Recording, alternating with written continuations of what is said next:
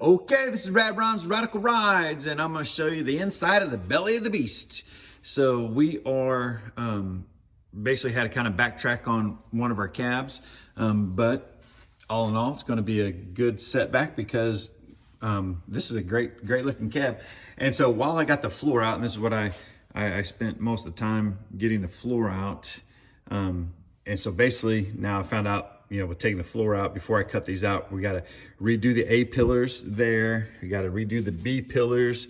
And it was a nightmare getting this out here because somebody welded in, and boy, did they use a lot of welding. So grinding and fixing all this up and getting it right. And while I can stand here, I'm going to sand and basically do all the things I can do to rust prevent, as we go on further. But you don't really get a bird's eye view like this, from when the floor's in. So now that I got some space, the floor's gone, I'm standing, I can come out here and look through, and I notice, man, boy, this weld's looking pretty good there. So what I'm gonna do is I'll tack the rest of this from the inside while I can stand here and then caulk that and basically do, rust proofing. So this is, the little tedious part a lot of people don't see. It's gonna take me a minute to refabricate that, which, the cab itself is great.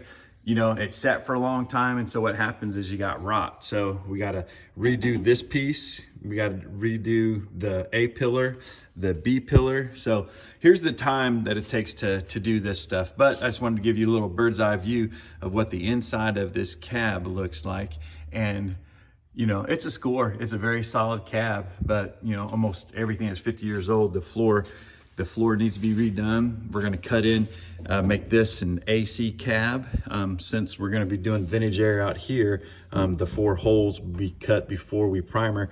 Like I said, tack weld, button all this up on the inside. But man, this is looking good. Come along, this is all the little tedious stuff, a lot of grinding to clean up this lip before we put the new floor in. And so before I put the new floor in, I'm gonna do all this work because I can stand here, because literally I can stand and work, eye level and get all this stuff. So little things, this is welded with 6 spot welds on this to take this little piece off.